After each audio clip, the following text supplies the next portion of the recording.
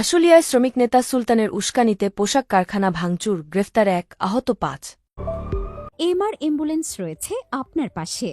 ঢাকার শিল্পাঞ্চল আশুলিয়ার নরসিংহপুর এলাকার ইয়ারপুর ইউনিয়ন পরিষদ সংলগ্ন আঞ্জুমান ডিজাইনার্স লিমিটেড গার্মেন্টস শ্রমিকদের বিভিন্নভাবে উস্কানি দিয়ে আসছে একটা গার্মেন্টস শ্রমিক ফেডারেশন আশুলিয়া আঞ্চলিক কমিটির সভাপতি মোহাম্মদ সুলতান মাহমুদ।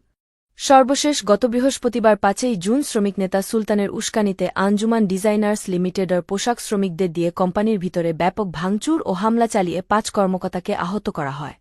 একাধিক সূত্রে জানা যায়, আঞ্জুমান ডিজাইনার্স লিমিটেড এর কোনো শ্রমিকেরা বকেয়া কোন টাকাও পাবে না। তারপরেও তারা পোশাক কারখানায় ভাঙচুর করে স্টাফদের আটক রেখে তাদের উপরে হামলা চালায় কিছু শ্রমিক। ঈদের আগে সকল শ্রমিকদের বাৎসরিক ছুটির টাকা, ঈদ বোনাস প্রদান করা হয়েছে।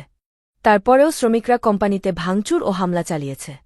স্টাফদেরকে আটক রেখে হামলা, বিভিন্ন অফিস কক্ষ ভাঙচুর সহ সিসি ক্যামেরা ভেঙে ক্যামেরা ডিভিআর মেশিন খুলে নিয়ে যায় ভাঙচুর ও হামলাকারী শ্রমিকেরা। ভাঙচুর ও হামলায় আহত হন ফ্যাক্টরির manager Taus Khanjani, production manager Abdus Salam, quality manager Abu Bakkar Siddique, merchandiser Tanvir Khan Tuhin, executive officer Khokon Howlader, office peon Abdul Hamid.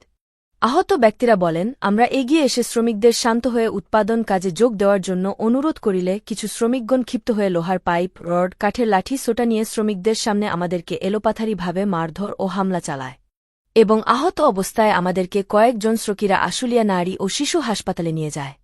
হামলাকারী শ্রমিকদের থেকে বাকি স্টাফদের যৌথ বাহিনী এসে ফ্যাক্টরি থেকে উদ্ধার করেন।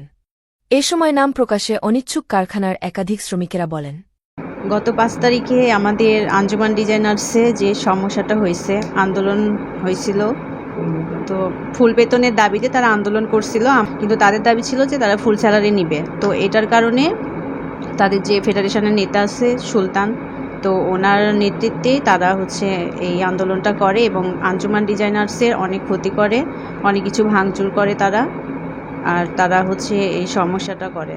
আমরা হাফ বেতন দিতে রাজি ছিলাম, কিন্তু তাদের দাবি ছিল, সুলতানের কিছু সদস্য ছিল, তারা বলছে যে না, তাদেরকে ফুল স্যালারি দিতে হবে। এটা না দেওয়ার কারণেই তারা অফিস ভাঙচুর করে, অফিসের অনেক কিছু ভাঙচুর করে, আবার আমাদের যে স্যার আছে স্যারদের মারধর করে তারা। আঞ্জুমান ডিজাইনার্স লিমিটেডে মূলত এখানে আন্দোলন হয়েছে বেতন নিয়ে, রানিং মাসের বেতন নিয়ে, যেমন পোলাপানে বলছিল যে ফুল স্যালারির জন্য, কিন্তু স্যারেরা বলছিল যে 15 দিনের মানে অর্ধেক টাকা দিবে। তো এটা নিয়ে কিছু কথা কাটাকাটির কারণে এক পর্যায়ে রাজি হয়ে গেছিল। পরে কিছু আবার বিশৃঙ্খলা লোক আছে, এগুলা মনে করেন যে মানে না, এগুলা এক কথায় মানে না, এরা অনেক খুব ক্ষিপ্ত হইয়া পরে স্যারের উপরে অত্যাচার করছে, ভাঙচুর করছে, এরা লাঠি সেটা নিয়ে ভাঙচুর করছে। এগুলা আপনার এই জায়গার যেই কিছু শ্রমিক আছে নেতা, মানে এরা ফেডারেশনে যুক্ত আছে, আর ফেডারেশনে যুক্ত শ্রমিক নেতা নাম হচ্ছে সুলতান। এর এই সদস্য মানে নেতার সদস্য আছে, এদের ভিতরে কিছু তারা উত্তেজনা মনে করেন আরও তুলে দিছে, কর্মীকেও আরও তুলে দিছে, এই কারণে এর নির্দেশেই ভাঙচুর করছে। ঈদের আগে গত ৫ই জুন আঞ্জুমান ডিজাইনার্স লিমিটেডে বেতন সংক্রান্ত বিষয়ক আন্দোলন শুরু হয়। এই আন্দোলনের মূল কারণ ফুল বেতনের দাবির জন্য।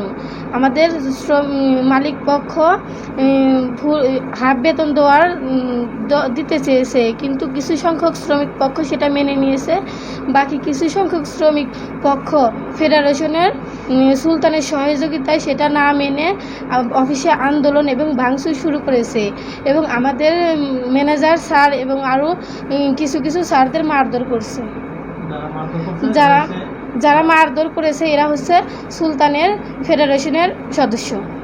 হামলা ও ভাঙচুরের বিষয়ে আশুলিয়া থানায় ৩১ জন শ্রমিকের নামসহ অজ্ঞাতনামা আরও ৫০ থেকে ৬০ জনের বিরুদ্ধে একটি মামলা দায়ের করা হয়েছে।